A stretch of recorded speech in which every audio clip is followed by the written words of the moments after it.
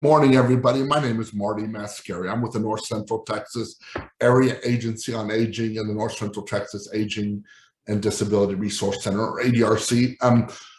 The ADRC is under the umbrella of the Area Agency on Aging, and the Area Agency on Aging is under the umbrella of the North Central Texas Council of Governments. We're blessed here once again to have Melinda Gardner with also with the Area Agency on Aging, and Diane Nguyen with the Better Business Bureau's Education Foundation out of Houston. And we're going to talk about how to understand your Medicare plan annual notice of change, evidence of change, and Medicare summary notices, as well as the healthcare trackers. And some of it's going to be understanding it, and the latter two are going to be understanding, being careful so you don't get fraud or get taken advantage of. So we're going to cover both those today. So if we could advance, thank you, Melinda. For those of you that are joining us for CEUs, today we're offering CEUs for licensed social workers and licensed professional counselors. We're set up for the state of Texas. We're also offering certificates of attendance. I've had other people tell me that they've used their certificates for other licenses or outside of Texas. Again, that's third-party information, and there's no guarantees. I just need to let you know that those are the two we are set up to provide CEUs for. You're more than welcome to get a certificate and use it for whatever you deem fit, but just know that whether they take it or not is really up to that jurisdiction. For attending today's webinar, there's 1.5 CEU credits. You must attend the entire webinar or the entire recorded webinar with the Q&A this afternoon, one of the two, in order to get the CEUs or the certificate of attendance. We don't offer partial CEUs. You must also complete the Google survey evaluation form. It should pop up when you close out of Zoom today. If it doesn't, you'll receive that link in the follow-up email that will go out tomorrow. The survey will be up and running for a week, till a week from today at 5 p.m. And then give us about 2 weeks after that to get the certificates out to you. And if you don't have them by the 3rd of October, give us a call or email us, and we'll look into it. So I'm going to turn it over to Melinda Gardner. All right. Thank you, Marty, very much. As Marty mentioned, our webinar today, for the first part of the webinar, we will be talking about annual notice of change, evidence of coverage. And since we are going into open enrollment next month, I do want to add marketing guidelines. And so we will talk about that as well. And then Diane Nguyen will be talking about how to read your Medicare summary notice. I am Melinda Gardner. I am a benefits counselor through the North Central Texas Area Agency on Aging. And we do receive funding from the Administration for Community Living. The 800 number in red is the number that you can find on the back of a Medicare and You handbook. And if you live in Texas, this is the number that will be on there. Once you put in your zip code, it's routed to your local SHIP agency, and I will be explaining that. SHIP stands for State Health Insurance Assistance Programs. So Medicare is the federal insurance program for people 65 and older, certain people with disabilities who are younger, and people with end-stage renal disease. This was enacted by Congress in 1965. Medicare supports our future health and financial well-being, and Americans contribute to the Medicare Trust Fund throughout their working years. If you are among the 1/3 of Medicare eligible individuals who say they find Medicare difficult to understand, our services are for you. So how can we help? Though Medicare is a national insurance program, the costs and options for receiving Medicare insurance to supplement your Medicare out-of-pocket costs can vary by state. They can also vary by territory or local area. Your individual health needs and income may also be factors when making Medicare decisions. That's where the SHIP program comes in. SHIPs are government funded to provide local, unbiased, and individualized Medicare help. SHIP provides unbiased help to Medicare beneficiaries, their families, and caregivers. We can do that in person or virtually. You can count on us to help with understanding Medicare choices, knowing how to enroll, comparing plans, understanding coverage and costs, paying for Medicare and prescriptions, troubleshooting billing issues, submitting appeals, making decisions during open enrollment, and referring to other helpful resources if we're not able to assist you.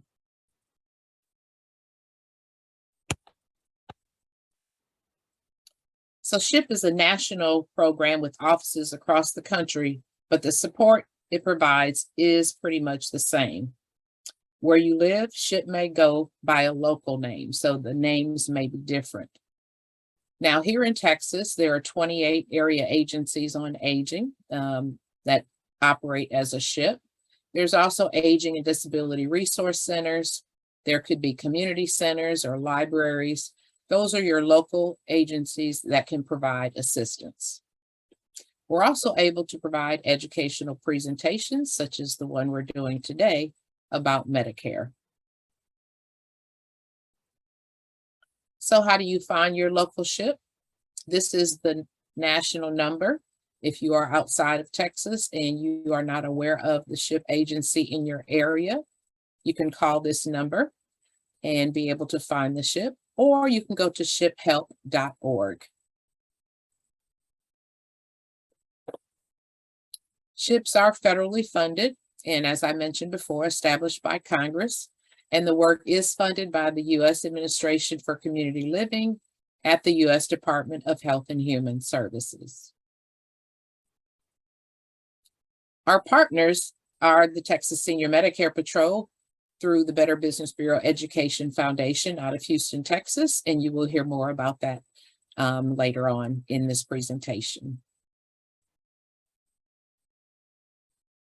So our objectives today: understand the annual notice of change, understand the evidence of coverage notice, understanding Medicare marketing guidelines, understanding how to read a Medicare summary notice, able to detect potential fraud, errors, or abuse, and able to use the S&P Healthcare Tracker as a healthcare tool.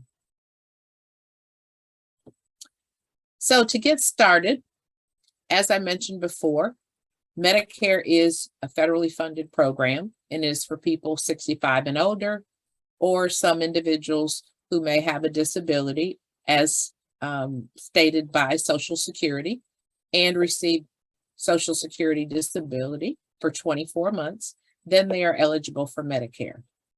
What we are talking about today will have to do with Part D, as well as Medicare Advantage.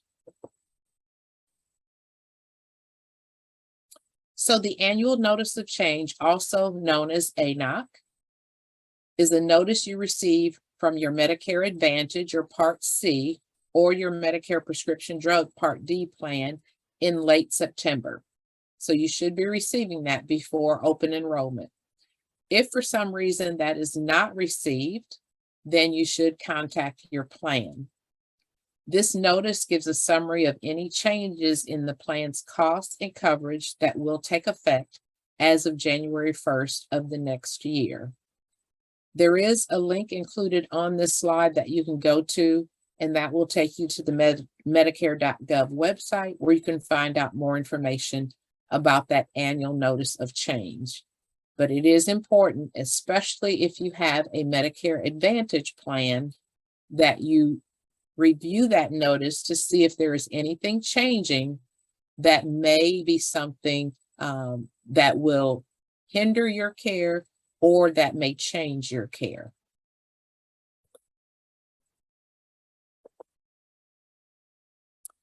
Again, it's important to review this notice to see if your plan will continue to meet your health care needs in the following year. If you do not receive it, contact the plan. If you have a Part D prescription drug plan, it's also important to contact the plan because there may be prescriptions that may no longer be covered that you're currently taking. The ANOC is typically mailed or emailed with the plan's evidence of coverage, which is a more comprehensive list of the plan's costs and benefits for the upcoming year.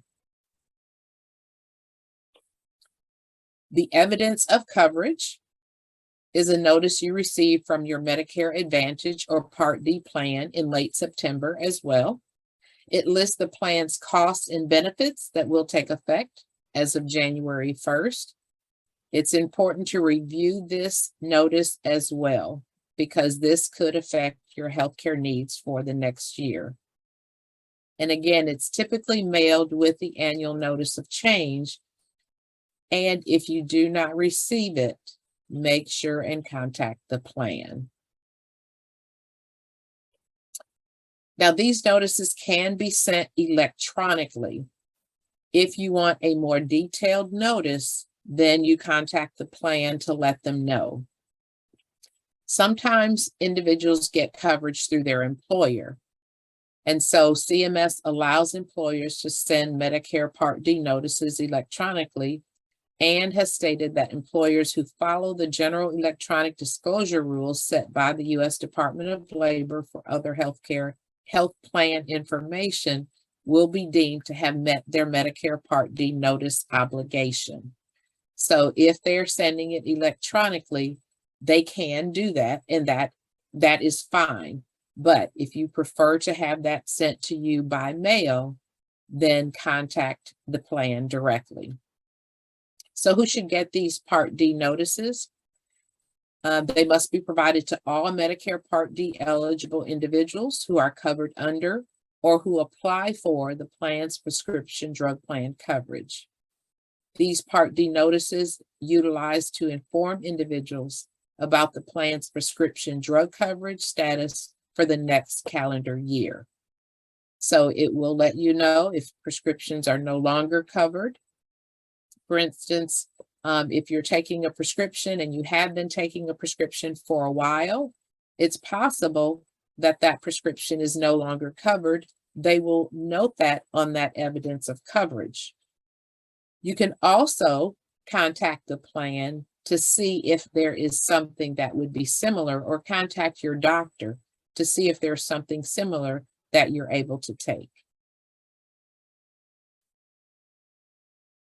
So there are some disclosures of information for individuals who are new or returning to the plans. These disclosures include requiring the annual notice of change or evidence of coverage at least annually. If someone is receiving low-income subsidy, they should be receiving information about the plan and what their costs are. There's also a comprehensive or an abridged formulary of prescriptions. And then your member ID card at the time of enrollment or as needed if there are some other changes made. The plan must provide a hard copy of the pharmacy and provider directories or a notice describing where they can be found online, together with how to request a hard copy. So some people may not utilize email. So it's important to communicate with the plan that you do want to receive that hard copy. Documents for new enrollees must be provided no later than 10 calendar days or the last day of the month before the effective date, whichever is later.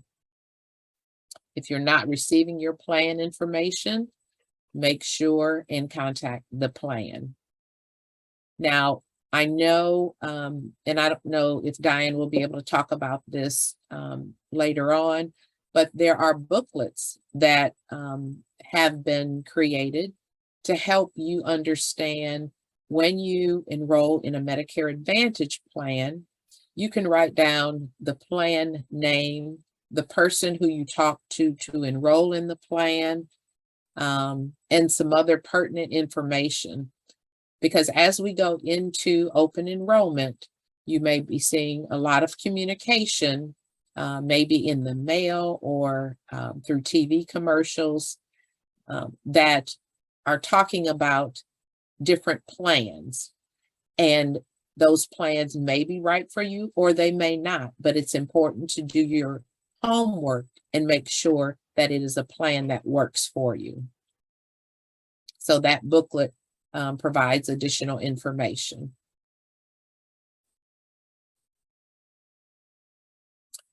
So now we're going to talk about Medicare marketing guidelines.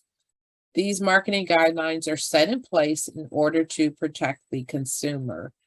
And so it's important that you know what marketers are able to do and not do. So CMS, or the Centers for Medicare and Medicaid Services, require review and approval of certain materials. They must be made available to CMS at their request. CMS does create a standardized model of marketing materials, and that must be followed. So marketing for the upcoming year starts October 1st. Marketing star ratings and materials must get equal or greater prominence. Individual measures may be marketed or communicated with the overall performance rating. Now, if you go to Medicare.gov, you may see a low performing star rating status. This means that the plan is low performing, and they cannot try to discredit their low performing status by showcasing a separate higher rating. And so if they're low performing, Medicare is notifying individuals and consumers that they are low performing, and there are some requirements in order to have them not have that status. So Medicare Advantage plans, again, must disclose information. As I stated, they're required to send the annual notice of change, the low-income subsidy rider, comprehensive abridged formulary for the prescriptions, and the ID card. They must also provide the hard copy pharmacy and provider directories, or at least let you know where you can receive how you can receive a hard copy. The documents for new enrollees, again, must be provided no later than 10 calendar days on the last day of the month before the effective date, whichever is greater. So marketers are able to provide nominal gifts. What are nominal gifts? Well, that's defined in the Medicare marketing guidelines. And currently that is $15 or less per individual. And that's based on the retail value. There is a maximum aggregate of all gifts per individual per year of $75. And these gifts should be given regardless of a beneficiary enrollment and without discrimination. It may not be in the form of cash or other monetary rebates. Like some gift cards are acceptable if they can't be converted into cash.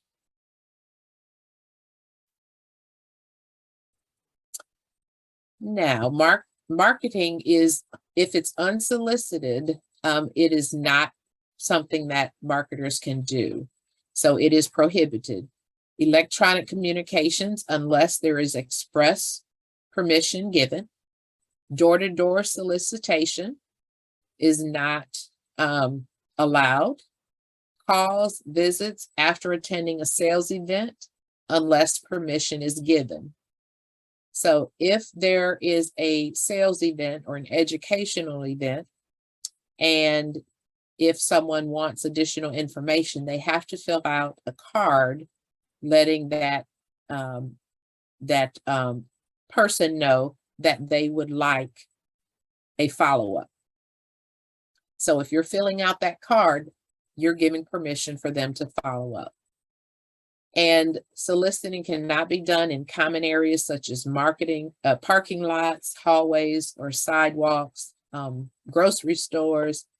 Marketing cannot be done in those types of settings. Prohibited activities don't include conventional mail or other print media. If you go into the mall, sometimes you see some of those sweepstakes or things where you can fill out your name and phone number. Sometimes those are sold to other companies. And so you are giving permission by filling out your name and information. Cross-selling is prohibited during any Medicare Advantage or Part D sales activity or presentation. So other non-health related products can't be marketed, such as annuities, life insurance, other products. Cross-selling is prohibited and can't allow on inbound calls per the request of the person with Medicare. So again, cross-selling is prohibited. So when someone sends a reminder or talks about an appointment, it must specify the product type, such as Medicare Advantage, Medicare prescription drugs, cost plans. 48 hours before the appointment or marketing event, they must tell about the scope of the appointment. So let them know what's going to happen. Additional products can only be discussed with the person's permission, and it has to be at a separate appointment.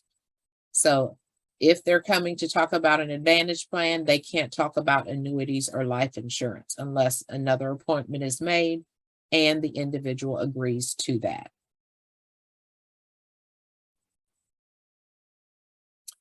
Marketing in healthcare settings such as hospitals or nursing home cafeterias, community or recreational rooms, conference rooms, those are allowed. It is important to make sure if someone is marketing to you, that you do take that information and maybe review it with a family member or a close friend. We would love to work with individuals who market these products. There's always a few bad apples in the bunch, and those are the ones that make it bad for everyone. So make sure you are doing your due diligence whenever you are enrolling in a product. There can be no marketing in waiting rooms, exam rooms, hospital patient rooms, or dialysis centers or pharmacy counter areas. So these are very specific. So it's important to know where marketing can and cannot take place. And as the community, we are the ones that can let Medicare know if this is happening. Now, if someone is a prospective enrollee, they cannot be provided a meal or have meals subsidized. At any event or meeting where there is plan benefits being discussed or plan materials are being distributed, then meals cannot be provided or subsidized.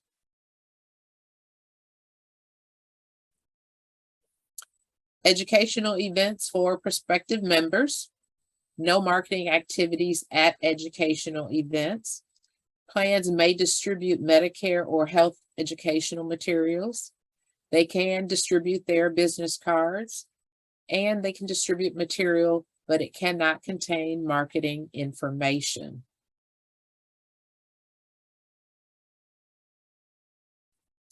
Now, licensure and appointment of agents are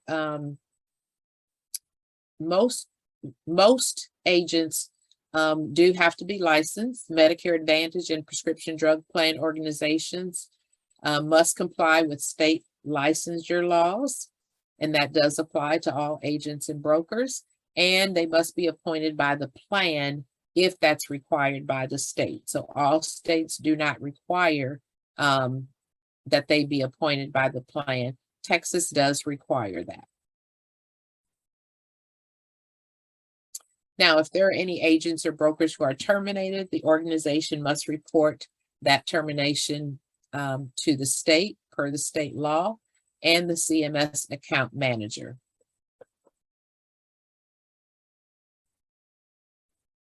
There's also some compensation rules for agents and brokers, and CMS actually sets the limits on how much independent agents and brokers can be paid for enrollments, and it's designed to eliminate inappropriate enrollment moves from plan to plan or churning. And agents and brokers do get paid each time someone enrolls in a plan. So there are two types of compensation for the agents and brokers. There's the initial for people new to Medicare who make an unlike plan change. If they go from a Medicare Advantage plan to original Medicare with a prescription drug plan, that's an initial change. Or if they go, a renewal is another type of compensation. That would begin the second year in a plan and for like plan. So if they're going from a Advantage plan to a different Advantage plan. So they still get compensated, but it's at a different rate. They can also be paid for the number of months an enrollee is in the plan. They do have training and testing that they must do, and that training and testing is done annually by Medicare rules and regulations, and the plan details are specific to plan products sold, and it does apply to all agents and brokers. Keep in mind, most of the time, agents usually work for one company. Brokers may work or can market for several different companies, but they do not represent all companies. Now, all of their training and testing must be done prior to marketing any product, and they do have to have a passing score of at least 85%.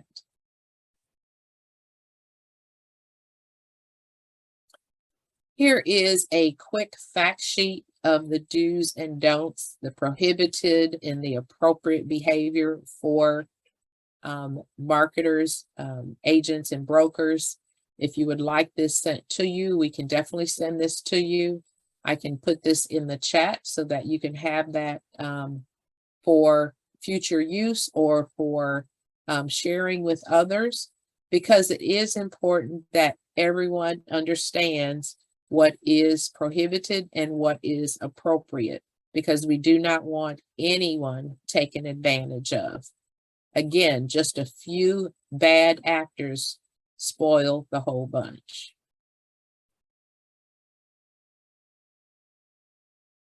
And they do have some rewards and incentive programs for agents and brokers.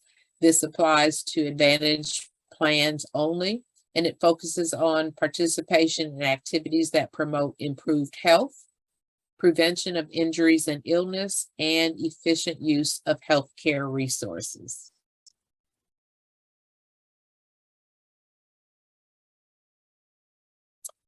Okay, here is a knowledge-based question. Who's responsible for training and testing agents and brokers about the Medicare program and proper marketing of Medicare products?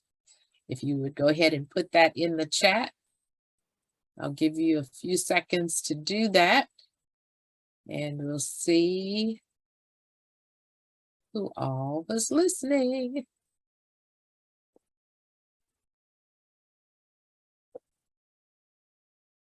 All right. We have some answers coming in, and I can't see your answer, so I'm hoping everyone is getting it correct. Give you a few more seconds.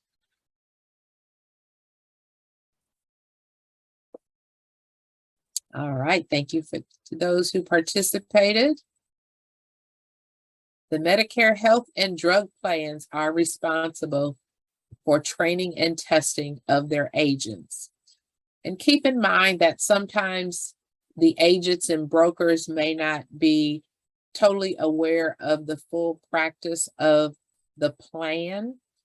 And so they may not understand all of the marketing rules. So it could be an error that's made. So it is important, if you suspect any misuse, abuse of any marketing materials or any agents or brokers, ask them. Maybe bring it to their attention, because it could be just an error. All right, one more knowledge question. Agents or brokers aren't permitted to set up individual marketing appointments at educational events. True or false?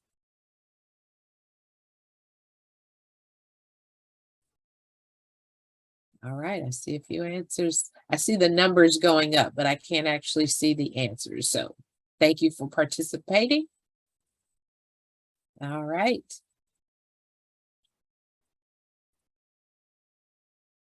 And it is true, they are not allowed to set up marketing appointments. They can get your contact information if you provide that to them to set up appointments later.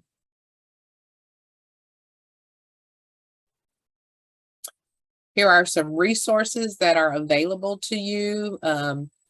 In your slide set, you should have links and be able to access them. If you do have additional questions, you can definitely reach out to us. We are available Monday through Friday. And we have 3 benefits counselors on staff. And we also have training for volunteers who would like to also help our community in understanding Medicare. And now I will turn it over to Diane to provide more information. And please place any questions in the chat, and I will try to look at those while Diane is presenting. Thank you. Okay. Can you hear me? No, Diane, it's still, you're going to have to try again. But someone mentioned in the chat that they were having a hard time. I had just posted a link to the one slide that Melinda referred to, the do's and don'ts for marketing. And you might have to copy and paste that link into your browser. I did check it, it worked for me. So it may be just how you're using it. But go ahead, Diane, let's try again. Hello, can you hear me? I can hear you Okay, now. great. Okay, great. So today I'm going to go over how to read your Medicare summary notice. My name is Diane Nguyen. Once again, I am the director of the Texas Senior Medicare Patrol, and I'll talk a little bit about what the SMP is and about what we do, and then I will get into the summary notices and then the healthcare trackers that we provide.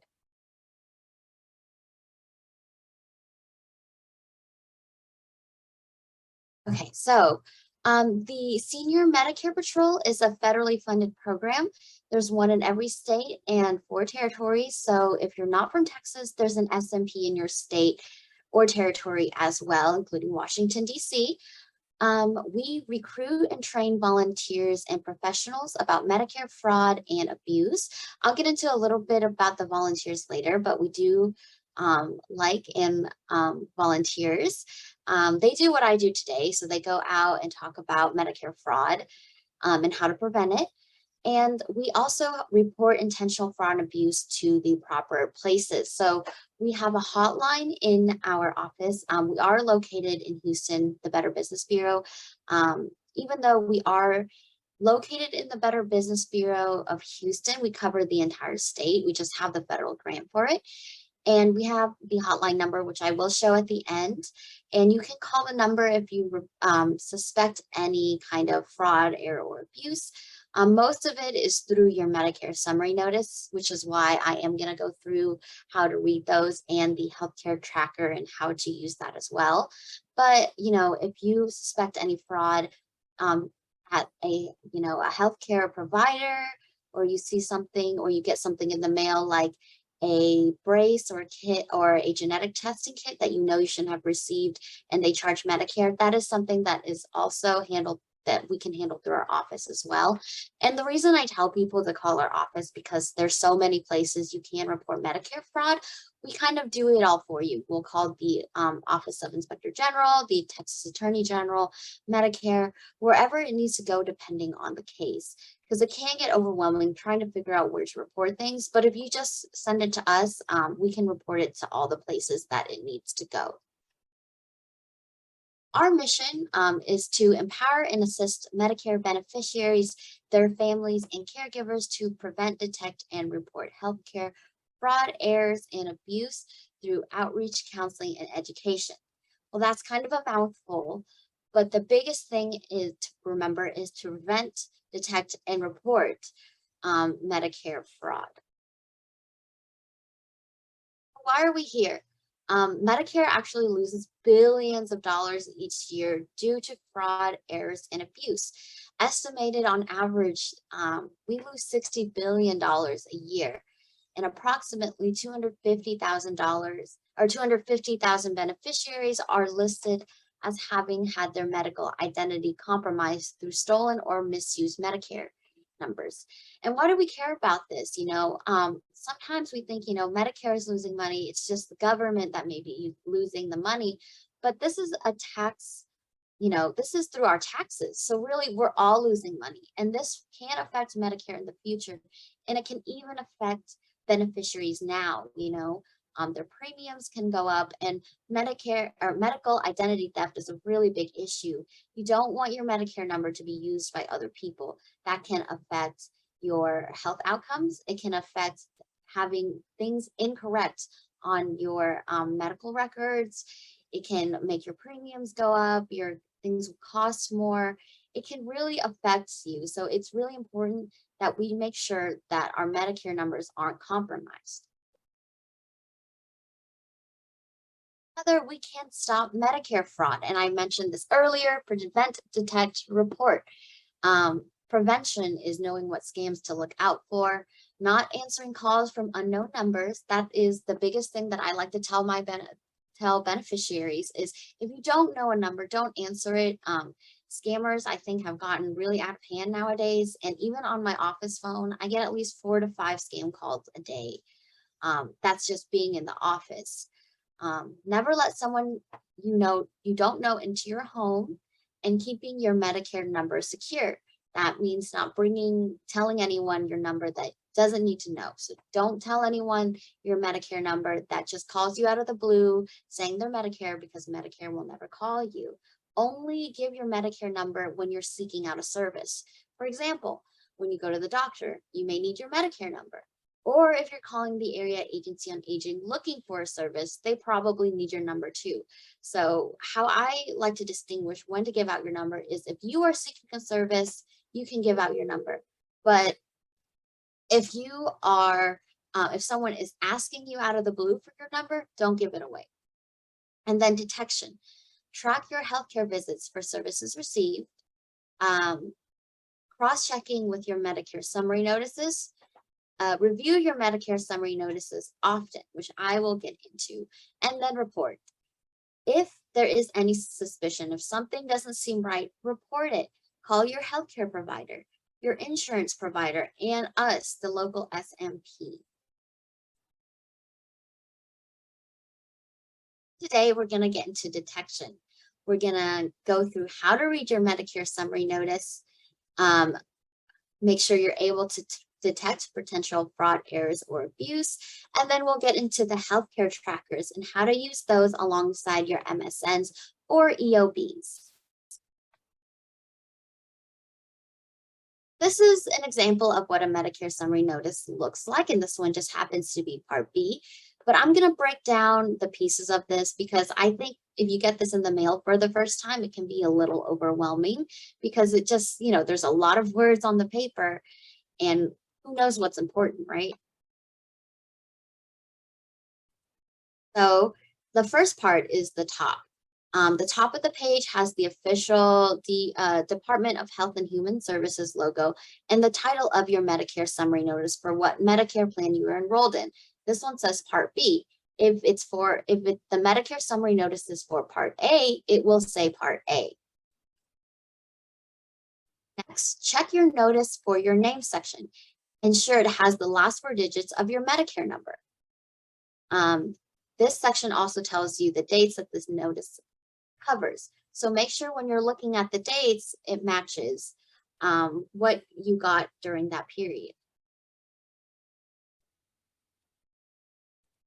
And then your deductible status. You need to pay a yearly out-of-pocket amount for services before Medicare begins to pay for your care. This section shows how much you've already paid toward your deductible. And that's kind of the first part of your Medicare summary notice. And remember that this is not a bill. I think there's a lot of confusion when it comes to Medicare summary notices because people think, oh, this is a bill, I have to pay it. It's only a notice of telling you what any Medicare claims within a 3-month period. It's what Medicare has received at this time. It is not a bill. You do not need to write a check to Medicare. And then claims and costs shows any facilities or providers you went to in the 3-month period. Check to ensure that these are accurate. This also has a total you may be billed for any denied Medicare claims. And the bills that you receive are not going to be coming from Medicare. They're going to be coming through your healthcare provider or any billing services that they use. So this is your second page. This is the helpful information page.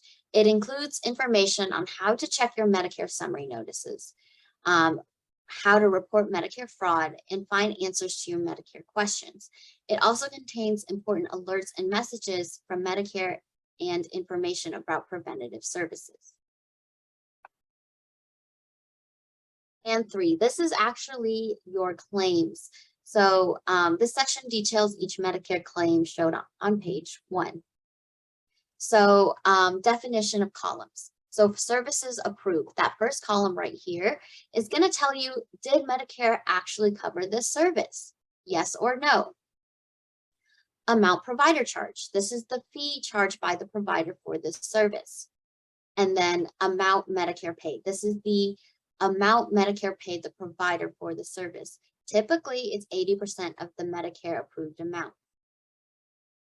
And then maximum you may be billed. This is the total amount the provider is allowed to bill you.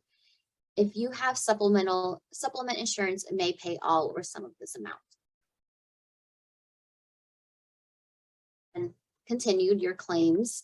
Your claims section breaks down each individual claim and includes date the service was received, the name of the provider, the name and address of facility attended, the service provided and billing code that service is categorized in, amounts charged to all party, and totals of the claim.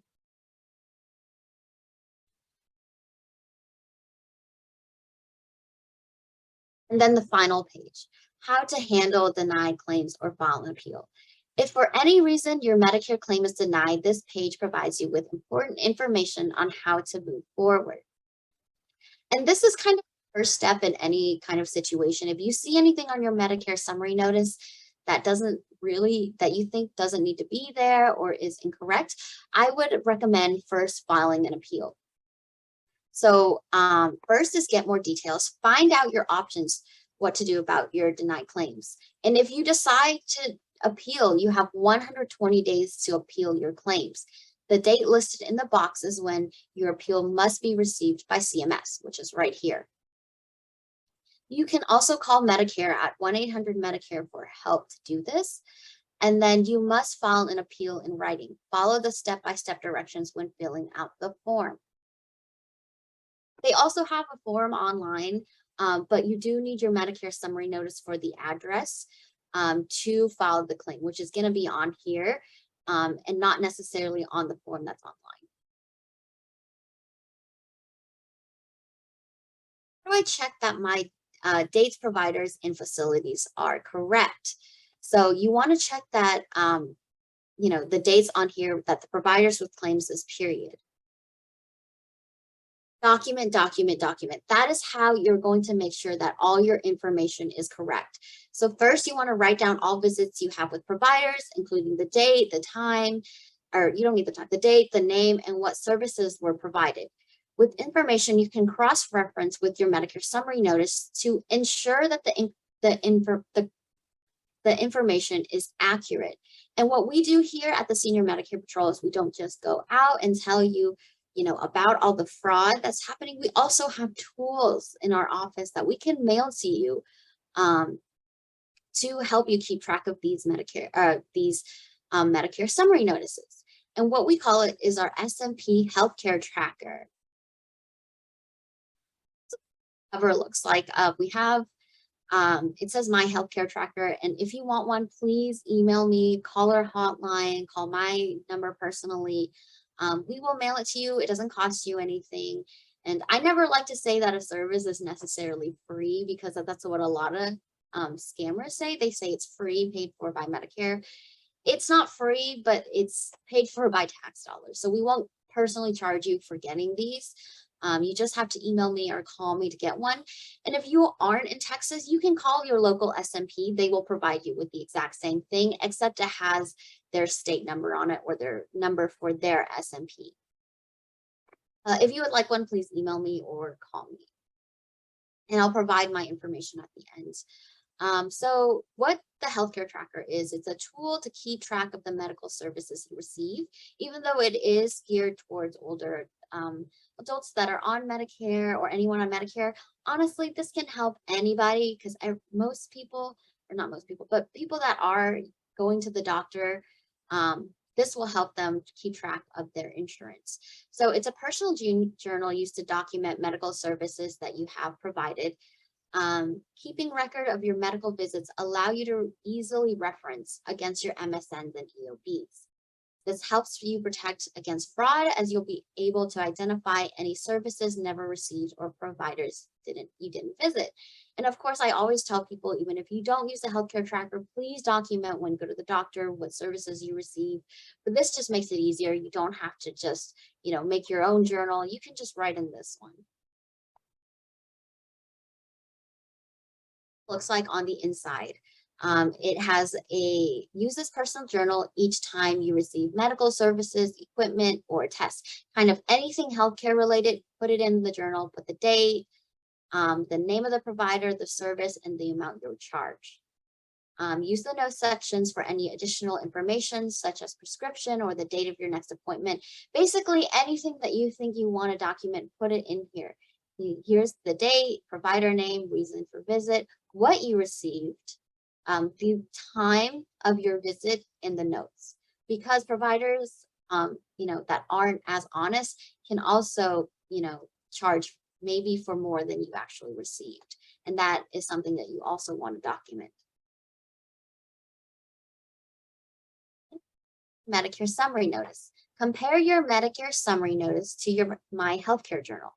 Ensure the dates, names, and services match. If they do, go ahead and check the box in the right-hand corner. That way you can remember, I already checked this, it looks good to go. So every time your Medicare summary notice comes in the mail, or every time they are available online, please check them and make sure that they match what you have in your Medicare summary notice. I know a lot of people that get these, they kind of just throw them away, don't look at them because they think it's already covered by Medicare. But you don't want that information to be incorrect. For one, you may be charged for things that you didn't receive or overcharged.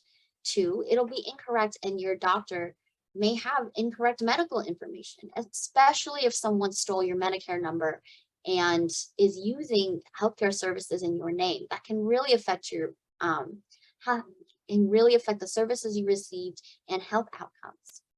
And maybe, it's not always fraud. Sometimes they're just errors. And the difference between fraud and errors is fraud is intentionally kind of taking advantage of the system and stealing money, while errors could just be accidents. Not everything is intentional, but you also don't want accidents to happen on your Medicare summary notice. And then, like I said, it reminds you if you've already validated the claim. That way, you know, if you get charged for the same service later, you can look back and see, I've already checked this off. I've already been charged for it. Why is there another charge? And that is something that you can appeal, as well as call us for help as well.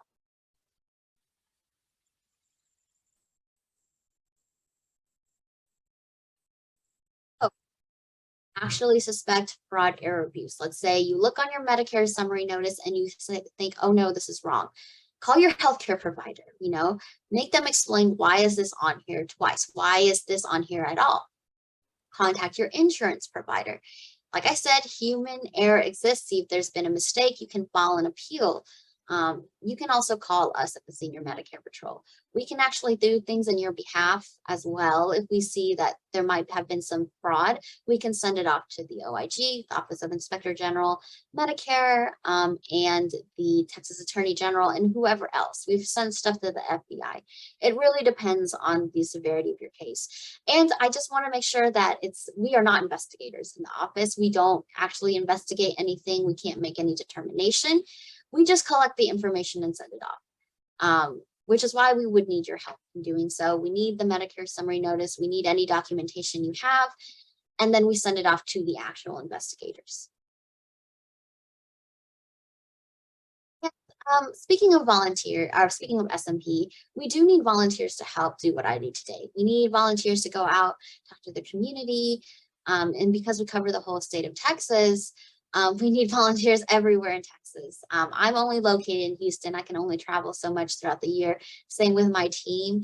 And so we really need volunteers throughout the state of Texas. If you are living where the AAA, the Area Agency on Aging that Melinda covers, you know, you can volunteer under them as well. And we have several things you can do. We have volunteers that go out and do what I do. They give presentations, they do speeches, but like I said, that's not for everybody. And I know it's not for everybody.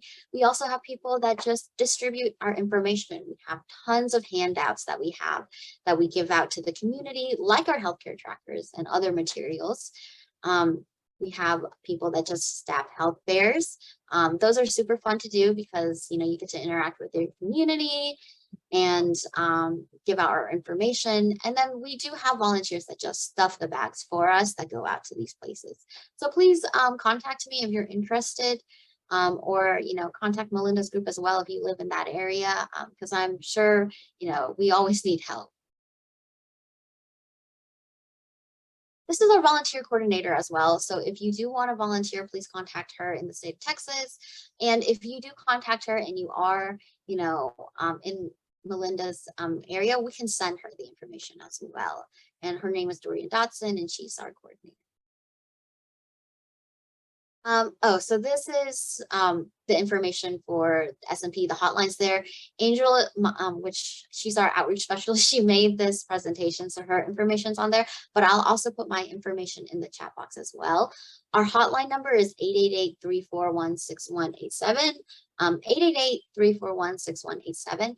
And it's staffed by real people. So if you do call the hotline, you're not going to run into an answering machine. Well, you might run into an answering machine if it's not business hours, but you won't have to press a menu. There's no robot that talks to you. You just get a live person. And if we're not there, we're probably with someone else on the phone, or it's after business hours, and we'll get back to you within the next business day.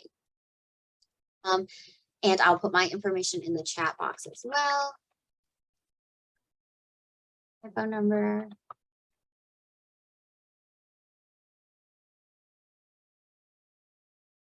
That is my information.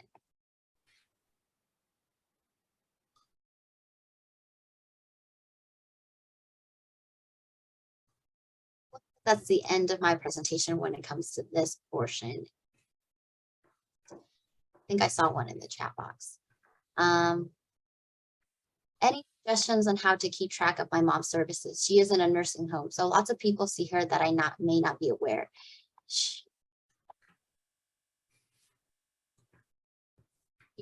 Also on Medicaid, just have had a hard time figuring out if everything billed is actually given.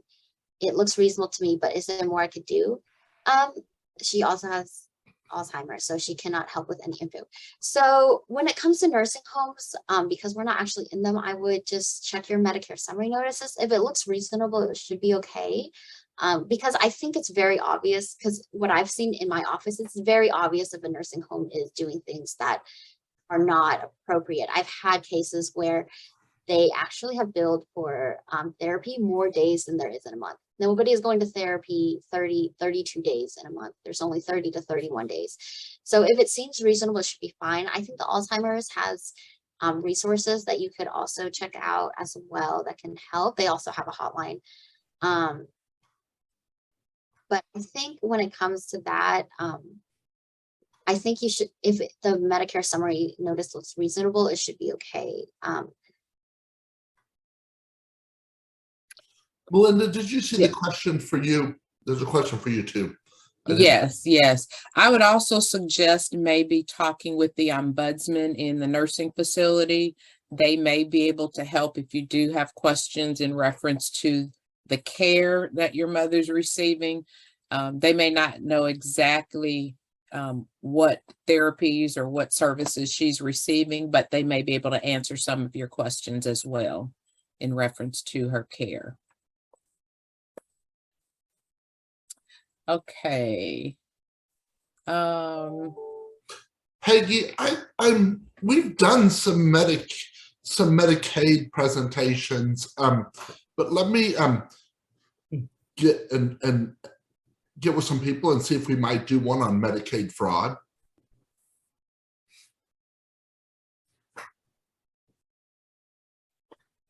Okay. I did see the question here in reference to Medicare and Medicaid and Medicare agents that come out to events. You know, a lot of times they offer to do, I used to manage a facility, and they offer to come out and do bingo. They bring the prize. Right. It's a marketing for them.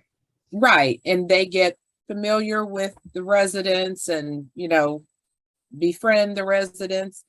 Those events are fine as long as you know the people that are coming out.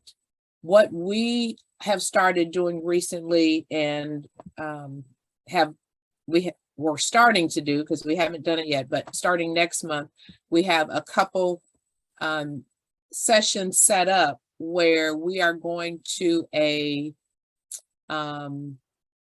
senior center where there's an agent or broker presenting. And if someone has individual questions, they're going to refer to us. So they're doing a group presentation, but no one is going to be able to talk to them individually. And that's why I always suggest, if people are talking to agents and brokers, just a few bad apples spoils the bunch, but it's still a good idea to get the information and then review it with a family member or a close friend to see if that is truly for you, or call your local SHIP and ask questions. There should be no type of plan that you have to enroll in right away. It doesn't work like that. If you're at the end of maybe a special enrollment period, reach out to our office. Usually we have 48 hours to get back with you. If it's urgent, let us know that, and we will definitely try to get back with you sooner. But there's nothing that you need to sign up for quickly in order to get any type of extra benefit. So keep that in mind. Did you see the overpayment from Deborah Sutton? It's in the Q&A. There's an overpayment question. Okay, yes. I read that, but I couldn't respond.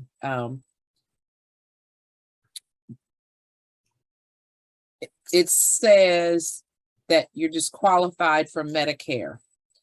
You can't be disqualified from Medicare from working. Maybe your enrollment was delayed. I would suggest reaching out to your local SHIP and they can help you sort that out. If it's our agency, feel free to contact me and we can definitely discuss it. But if you received a bill from Medicare and you're not collecting Social Security, or there was not enough payment from Social Security, then they are billing for 3 months more than likely. But without all of the information, it's hard to really find out exactly what's going on. But thank you for those questions. There was another question. When on Medicare Part B, how does that work with the VA? It doesn't. Just a simple answer. VA and Medicare do not work together. If someone has VA coverage, they have to get coverage through the VA clinics.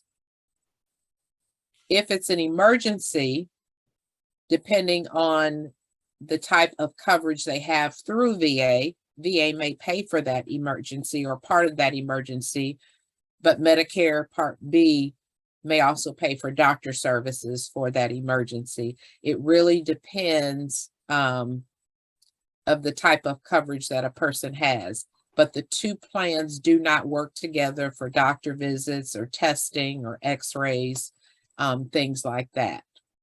If you have Medicare Part B, you're going to a Medicare Part B provider. If you have VA, you're going to the VA clinic. So I hope that answers your question. Peggy, I see your question about the Medicaid and the presentations. Pretty much all of the presentations we've done are on the YouTube channel. And to get to our YouTube channel, there's a link at the bottom of any of my emails. And you get my email blast, I know, Peggy. If anybody else needs them, you can email me, and I just have to email you back, and you'll have the link to our YouTube channel.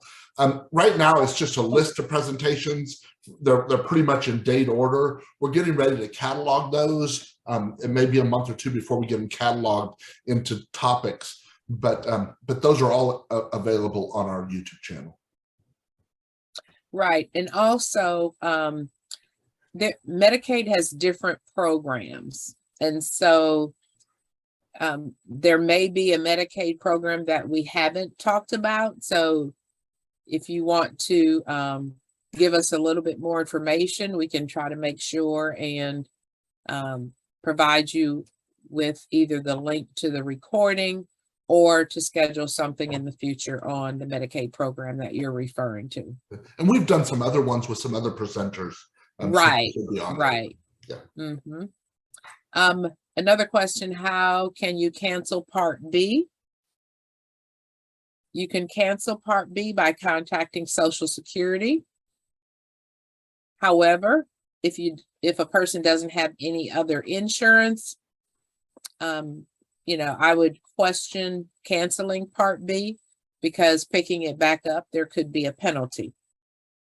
So depending on the situation, yes, you can cancel Part B by contacting Social Security. If you are still working, how do you keep from being penalized?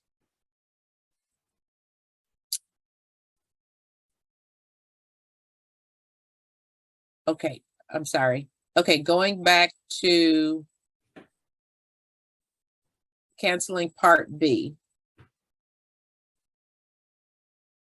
There are services that are possibly obtained outside of hospice, and so a person still may need Part B. I would suggest contacting your local SHIP to get additional information, just to make sure that you're not canceling and may need those services later. Okay, if you are still working, how do you keep from being penalized? Okay, I am thinking you're referring to Part B as in boy. If so, you don't have to sign up for Medicare if your company has at least 100 employees and you do not have a health savings account. If you do not have a health savings account and you work for a large employer, then you do not have to sign up for Medicare until you're ready to retire or that coverage ends. Now, that's on a case-by-case basis because some employer plans may be more expensive than Medicare. And some employer plans may have a higher deductible. So it may depend as far as enrolling in Medicare, but you're not penalized if your employer has at least 100 employees. And as long as you're not on a health savings account.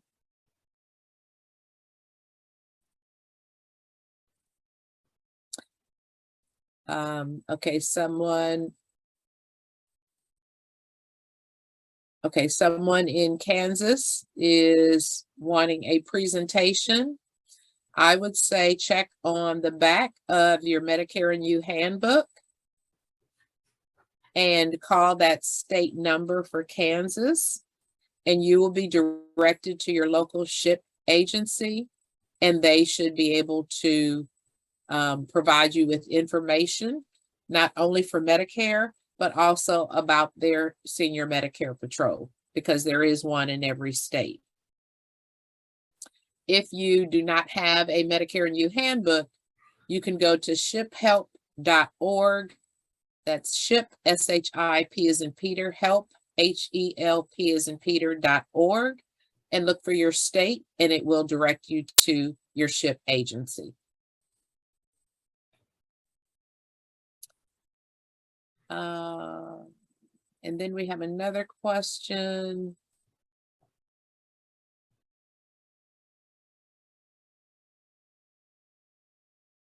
Okay, looks like someone is being charged a penalty for Medicare. And depending on a person's income from 2 years prior, that's what that penalty is based on. So I would suggest contacting your local SHIP for more personalized information to help you with that. If the income is still above the threshold, I believe that's 80 or 92,000, I believe, for an individual. If the income is less than that, then there is a way to appeal through Social Security. I think that is all of the questions. There was an individual who was trying to receive CEUs, and we're going to go over that again. Marty's going to talk about that. Yep. If you want to advance to that, we can do that without advantage. And you've got, and I apologize, I had my my issue still going on. I apologize. But so you got the other two on Q&A that came in, 100 employees. You've gotten those two. Okay. Oh no. Just so you know, there were two on Q&A that came in after we got to the last one with Peggy. Okay. For those of you that are looking for CEUs today, we are set up to provide CEUs for licensed social workers and licensed professional counselors in the state of Texas. I have had people that have other licenses in Texas or have license outside of Texas that have been able to use our CEUs, or at least told me they have been. But again, that's not firsthand information. So so you would have to get a certificate and submit it, and you're just, it would just depend on what your jurisdiction would be willing to accept or not. But we're set up for CEUs in the state of Texas, but we're also offering certificates of attendance. For attending today's webinar, it's good for 1.5 hours. You must have attended the entire webinar, live webinar this morning, or the recorded webinar with a live Q&A, which will take place this afternoon. You also must complete the Google survey. The Google survey is going to be what triggers you getting us knowing that you want CEUs.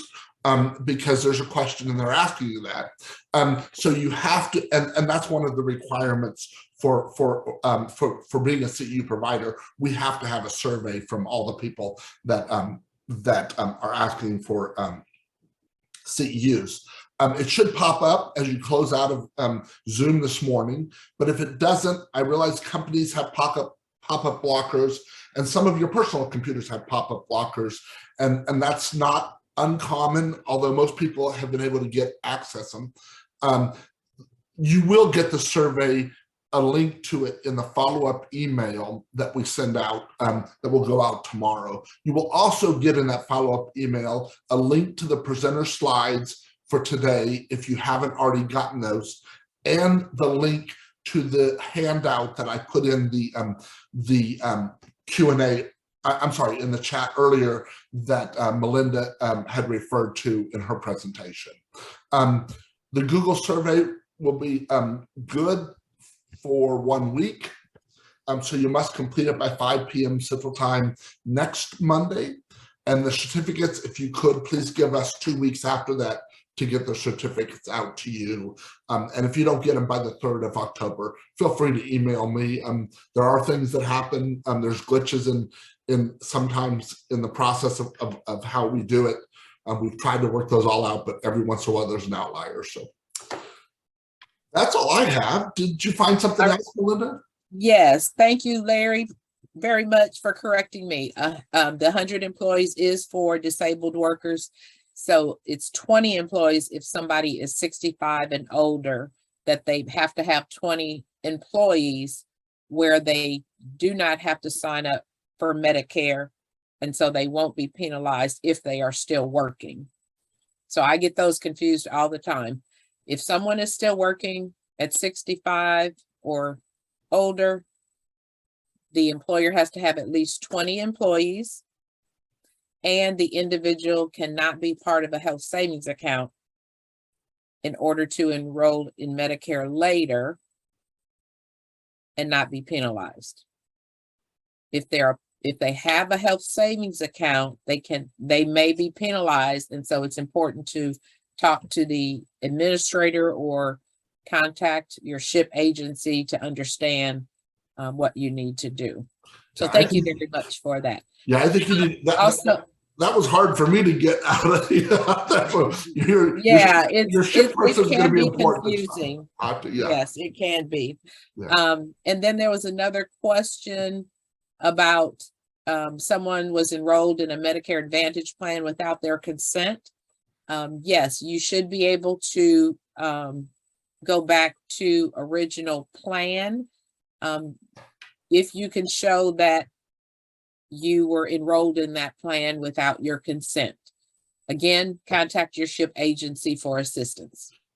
Now, when you get down to Medicaid, and when you get down to the end, if you don't sign up for one, don't they automatically sign you up, put you in one of the options for Medicaid?